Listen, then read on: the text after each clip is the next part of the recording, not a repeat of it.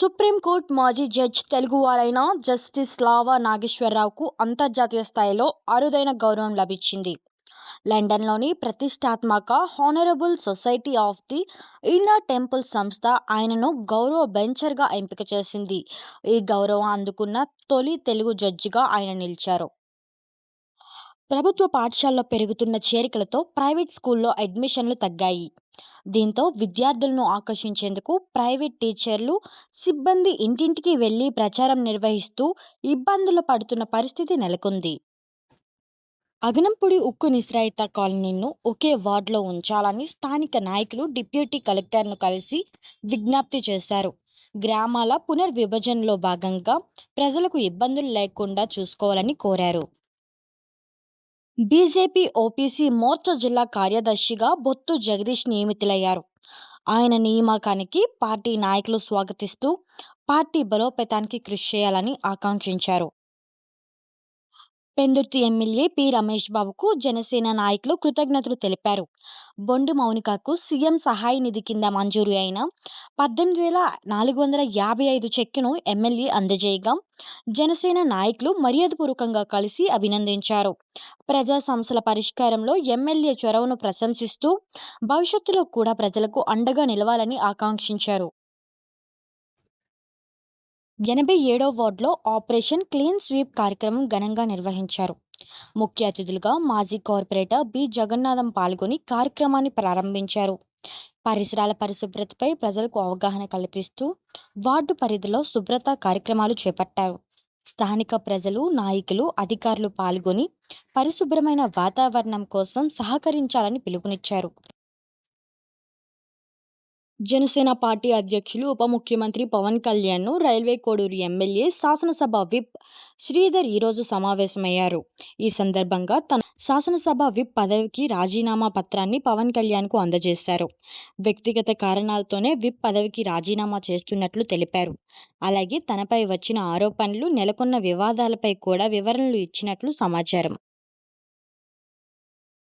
ఉప ముఖ్యమంత్రి పవన్ కళ్యాణ్తో పోలవరం ఎమ్మెల్యే చెర్రి బాలరాజు భేటీ అయ్యారు.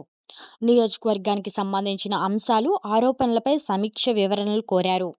వ్యక్తిగత వ్యవహారాలను కుటుంబ సభ్యులతో కలిసి చక్కదిద్దుకోవాలని సూచిస్తూ 4 వారాల పాటు గడువు ఇచ్చారు. అలాగే 147 కోట్ల అభివృద్ధి పనులు పురోగతిపై సమీక్షించారు. పనులు వేగవంతం చేయాలని ఆదేశించారు. కాక్రోచ్ జనతా పార్టీ పేరుతో సైబర్ మోసాలు పెరుగుతున్నాయని పంజాబ్లో హెచ్చరికలు జారీ అయ్యాయి. ఫేక్ మెంబర్షిప్ లింకులు, డిజిటల్ ఐడి పేరుతో ప్రజలను ఉచ్చులోకి దింపుతూ బ్యాంక్ వివరాలు, ఓటీపీలు దొంగలిస్తున్నట్లు సమాచారం. అపరిచిత లింకులు క్లిక్ చేయవద్దని, వ్యక్తిగత వివరాలు ఎవరితోనూ పంచుకోవద్దని పోలీసులు సూచించారు. పూతలపట్టు పర్యటనకి వచ్చిన ముఖ్యమంత్రి నారా చంద్రబాబు నాయుడు నియోజకవర్గ కార్యకర్తలతో సమావేశమయ్యారు. ఈ సమావేశంలో క్షేత్రస్థాయిలో పార్టీని బలోపేతం చేసే అంశాలపై చంద్రబాబు కార్యకర్తలకు, జిల్లా వర్గంలోని పార్టీ యంత్రాంగానికి దిశానిర్దేశం చేశారు. తర్వాత జరగబోయే మహన్నాడు కార్యక్రమాన్ని విజయవంతం చేసేలా ప్రతి ఒక్కరూ పనిచేయాలని ముఖ్యమంత్రి సూచించారు. సమాజంలో ప్రతి ఒక్కరికి మెరుగైన ఆరోగ్య సేవలు అందించేందుకు ప్రభుత్వం కట్టుబడి ఉంటుందని సీఎం చంద్రబాబు తెలిపారు. రాష్ట్రంలోని నీటి వనరులను సమర్థవంతంగా వినియోగించుకోవడంతో పాటు ప్రతి నీటి బొట్టును కాపాడుకోవాల్సిన అవసరం ఉందని, భూగర్భ జలాల పరిరక్షణ, వర్షపు నీటి సంరక్షణపై అధికారులు ప్రత్యేక చర్యలు తీసుకోవాలని సూచించారు. ప్రజల్లో అవగాహన పెంచుతూ నీటి నిర్వహణలో సాంకేతికతను ఉపయోగించుకోవాలని సీఎం పేర్కొన్నారు. నాగవంశ కళ్యాణ మండప నిర్మాణానికి శంకుస్థాపన కార్యక్రమం ఘనంగా నిర్వహించారు. సుమారు 476 గజాల విస్తీర్ణంలో ఆధునిక సౌకర్యాలతో ఈ కళ్యాణ మండపాన్ని నిర్మిస్తున్నట్లు నిర్వాహకులు తెలిపారు. ధర్మాన్ని పరిరక్షించేలా రాష్ట్ర ప్రభుత్వం తీసుకువచ్చిన టెంపుల్ కార్పొరేషన్ ట్రస్ట్ ద్వారా ఈ నిర్మాణ పనులు చేస్తున్నట్లు పేర్కొన్నారు. నాగవంశ సమాజానికి శాశ్వత గుర్తింపుగా నిలిచే ఈ మండపం వివాహాలు, సామాజిక కార్యక్రమాలు, సమావేశాలకు ఉపయోగపడేలా రూపకల్పన చేస్తున్నట్లు తెలిపారు.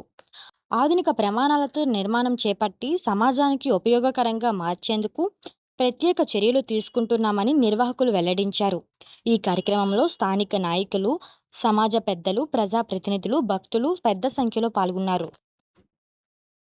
పెందుర్తి మండలంలో వెళుతున్న మహిళ మెడలో నుంచి 2 తులాల బంగారు గొలుసును గుర్తు తెలియని వ్యక్తులు అపహరించారు.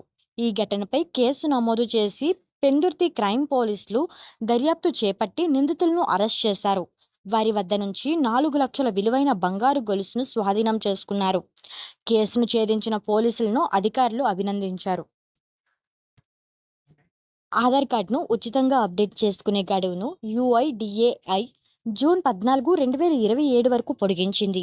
పేరు, చిరునామా వంటి వివరాలు మై ఆధార్ పోర్టల్ ద్వారా ఆన్లైన్లో ఉచితంగా మార్చుకోవచ్చని తెలిపింది. అయితే బయోమెట్రిక్ వంటి వివరాలు మార్పులకు మాత్రం ఆధార్ సెంటర్లో ఫీజు చెల్లించవలసి ఉంటుందని స్పష్టం చేసింది. విశాఖపట్నంలో 32వ వార్డులో ఆపరేషన్ క్లీన్ స్వీప్ కార్యక్రమం నిర్వహించారు. పరిసరాలను పరిశుభ్రంగా ఉంచుకోవాలని ప్రజలకు అవగాహన కల్పిస్తూ అధికారులు, సిబ్బంది శుభ్రత కార్యక్రమాల్లో పాల్గొన్నారు. రోడ్డు శుభ్రం చేయడంతో పాటు ప్రజలకు స్వచ్ఛతపై అవగాహన కల్పించారు. మత్స్యకార సేవల కార్యక్రమంలో భాగంగా మత్స్యకారుల సమస్యలు తెలుసుకునేందుకు నాయకులు పర్యటించారు. గంగపుత్రులను ప్రభుత్వం గుర్తించి లోకేష్కు మద్దతుగా నిలవాలని కోరారు. మత్స్యకారులకు ఇచ్చిన హామీలు అమలు చేయాలని డిమాండ్ చేశారు. ఈ కార్యక్రమంలో పలువురు మత్స్యకారులు కూడా పాల్గొన్నారు. అనకాపల్లి మండలంలో చెరువుల అభివృద్ధి పనులకు ప్రజాప్రతినిధులు శంకుస్థాపన చేశారు. గ్రామంలోని 2 చెరువులను పునరుద్ధరించి నీటి నిల్వ సామర్థ్యాన్ని పెంచేందుకు చర్యలు చేపట్టినట్లు తెలిపారు. ఈ కార్యక్రమంలో స్థానిక ప్రజలు, మహిళలు, నాయకులు పెద్ద సంఖ్యలో పాల్గొన్నారు. చెరువుల అభివృద్ధితో భూగర్భ జలాలు పెరగడంతో పాటు రైతులకు సాగునీటి సమస్యలు తగ్గుతుందని పేర్కొన్నారు. పనులు నాణ్యతతో త్వరితగతిన పూర్తి చేస్తామని అధికారులు సూచించారు.